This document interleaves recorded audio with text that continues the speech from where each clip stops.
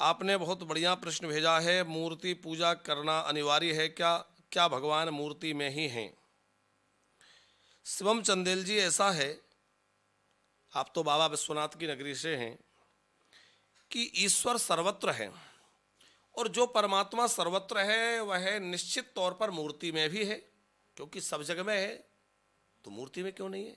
अग जग में सब रहत बैरागी और प्रेम ते प्रभु प्रगटा है जिमि आगी। सर्वत्र वह व्याप्त है, हर जगह है, तो मूर्ति में भी है।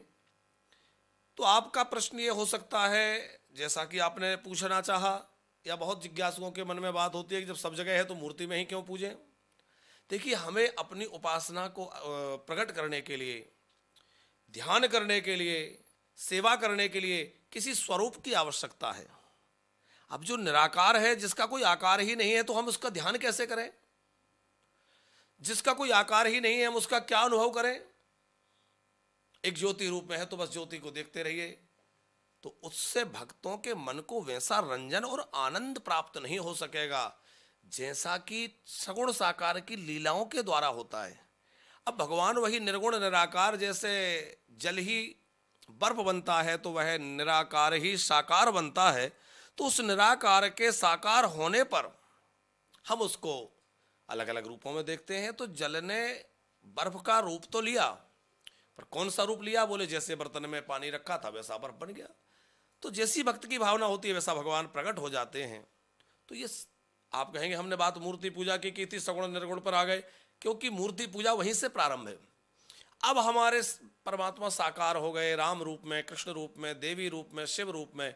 तो अब हमने उनकी एक कल्पना कर ली कि शिव जी ऐसे हैं, तो हमें वह प्रतीकात्मक कोई स्थान बनाना होगा जहां हम उनकी सेवा कर सकें। हवा में तो पूजा नहीं करेंगे।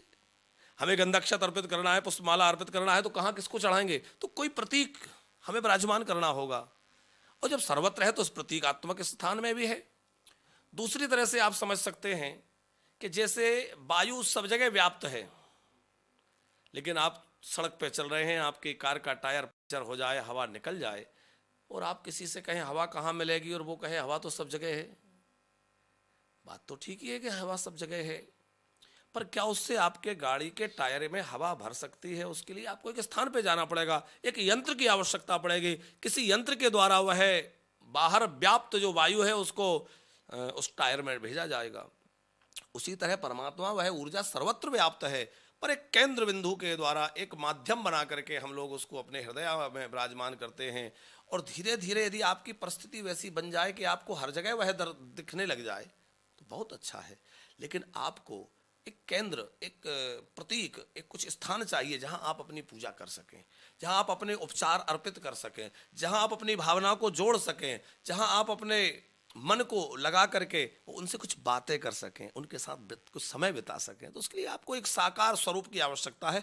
इसलिए हम लोग एक विग्रह स्वरूप बना देते हैं, मंदिरों में विराजमान कर लेते हैं, लोग उन्हीं के सामने बैठ के अपनी बातें रखते हैं, और जिनकी भावना सच्ची है, शुद्ध है, उनको उन्हीं से समाधान भी मिलता है। कभी वो मुस्कुराते दिखते हैं, कभी बातें करते दिखते हैं, कभी बातें करने हुए दिखते हैं, तो अलग अलग रूपों में वह दिखेंगे। इसलिए आप जो है मूर्ति पूजा करें। मूर्ति पूजा हमारे शास्त्र का विधान है, और ये त्रेता में, द्वापर में, हर युग में हुआ है। रावण त्रेता में पूजा करता है कि नहीं? शिवलिंग की पूजा भगवान राम ने रामेश्वरम में त्रेता में की। सतयुग में भी महाराज अम्बरीश करऊ हर बंदर मार्दनादिशु मंदिर में ठाकुर जी की सेवा करते हैं, तो सतयुग में पूजा हुई है, त्रेता में हुई है, द्वापर में परचर्या सेवा है ही। तो हर युग में पूजा का महत्व है, और मूर्ति पूजा बहुत आवश्यक है।